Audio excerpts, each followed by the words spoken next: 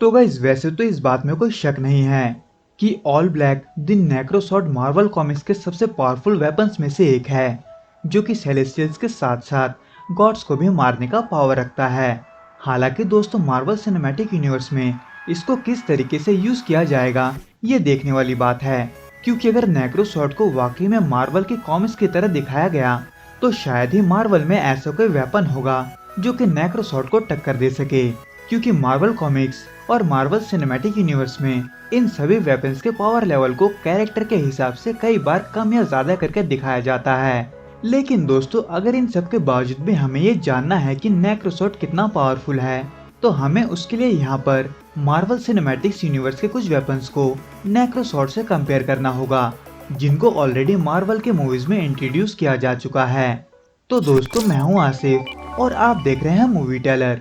दोस्तों वैसे तो आप में से ज्यादातर फैंस को ये पता होगा कि नेक्रोसॉर्ड को असल में नल ने बनाया था, जो कि एक बार में प्लैनेट्स के 2 टुकड़े करने के साथ साथ गॉड्स को भी मारने का दम रखता है, जिसको करने से इस तलवार का पावर और भी बढ़ जाता है। हालांकि ये सभी चीजें उस शख्स पर डिपेंड करता है जिसने नेक्रोसॉर्ड को पकड़ा हुआ है, यानी कि अगर इस स्वॉर्ड को नल उठाता है तो उसे गॉड द गॉड बुचर से कहीं ज्यादा डिफरेंट लेवल का पावर मिलेगा, क्योंकि नल बेसिकली एक डार्क गॉड है जबकि गॉड किसी दूसरे प्लेनेट का आम आदमी। लेकिन दोस्तों फिर भी ये नेक्रोसॉर्ड एक चीज करना नहीं छोड़ता, और वो है ये कि वो जिस किसी के पास भी जाता है उसके अंदर ये नेक्रोसॉर्ड बुराई भर देता है, जैसा कि गॉड के साथ हुआ। हालांकि दोस्तों वैसे अगर देखा जाए तो सिर्फ यही एक तलवार ऐसा नहीं है जो उसे उठाने वाले को बुरा बना देता है, क्योंकि अगर हम देखें तो मार्वल सिनेमैटिक यूनिवर्स में ऐसे ही एक स्वॉर्ड को इंट्रोड्यूस किया जा चुका है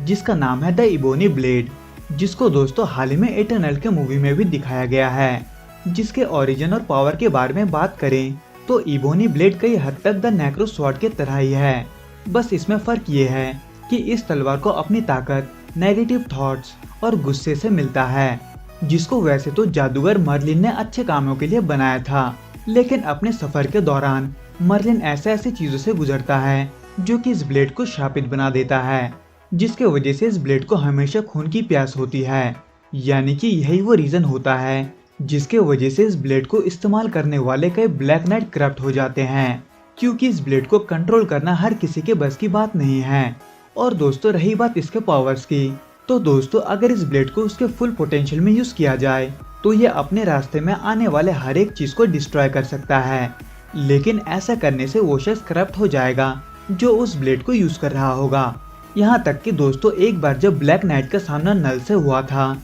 तब ऐसे में नल भी इस ब्लेड को देखकर चौंक गया था, जिसके वजह से नल ब्लैक नाइट से ये कहता है कि उसे पता नहीं है कि उसने किस तरह के पावर को अपने हाथ में पकड़ रखा है, जो कि दोस्तों हमें ये साफ साफ बताता है कि इबोनी ब्लेड कितना पावरफुल है। हालांकि दोस्तों इन सब के बावजूद भी ऐसा कोई भी किस्सा कॉमिक में भी सामने नहीं आया है जो कि इबोनी ब्लेड को नेक्रोसॉर्ड से ज्यादा पावरफुल दिखा सके,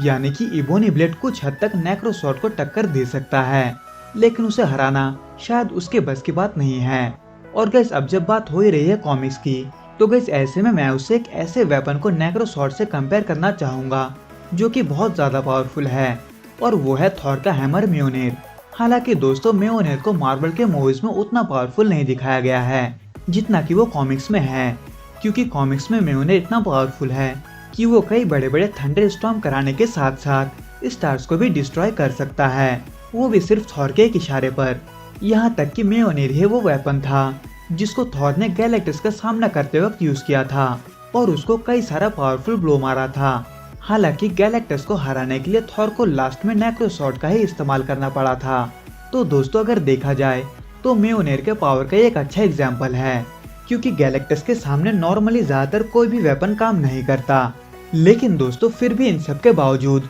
म्योनेर नेक्रोसॉर्ड को टक्कर नहीं दे सकता, जिसके वजह से दोस्तों अगर हम बात करें थॉर के दूसरे हैमर स्टॉर्म ब्रेकर की, जिसको मार्वल के मूवी में कॉमिक से ज्यादा पावरफुल दिखाया गया है, तो दोस्तों दरअसल इसको मूवीज में थैनोस को हराने के लिए ही बनाया गया था, जो कि उसने किया भी। हालांकि दोस्तों ये सुनने में काफी आसान लग रहा है, लेकिन दोस्तों जो भी मार्वल को जानता है वो ये जरूर जानता होगा कि 6 इन्फिनिटी स्टोन्स के पावर को टक्कर देना किसी ऐसे वैसे वेपन की बात नहीं है, हालांकि दोस्तों स्टॉर्म ब्रेकर कॉमिक्स में वैसा नहीं दिखता जैसा कि वो मूवी में है, और ना ही कॉमिक वर्जन वाले स्टॉर्म ब्रेकर के पास इतना पावर है। उसे कॉमिक में बेसिकली बीटा रे बिल के लिए बनाया गया था, जिसके वजह से उसे नेक्रोसॉर्ड से कंपेयर करना सही नहीं होगा। लेकिन वही अगर हम मूवी के स्टॉर्म ब्रेकर को ले तो यकीनन जो वेपन 6 इन्फिनिटी स्टोन्स को एक साथ टक्कर दे सकता है, वो वेपन एमसीयू के सबसे पावरफुल वेपन में से एक होने का हकदार है।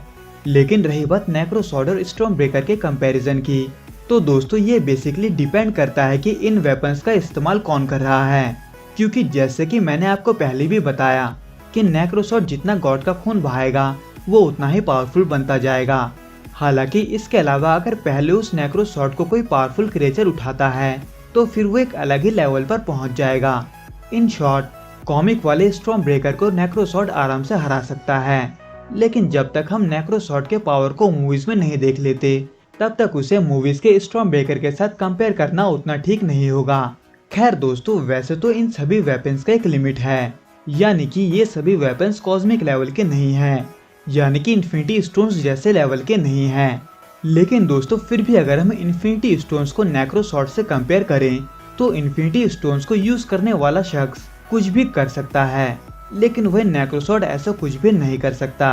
क्योंकि अगर कर सकता तो नल अभी तक कर चुका होता। तो हाँ दोस्तों, नेक्रोसॉर्ड इन्फिनिटी स्टोन्स के लेवल का नहीं है। तो दोस्तों आपको इन सब के बारे में क्या लगता है, आप प्लीज हमें कमेंट करके जरूर बताइएगा।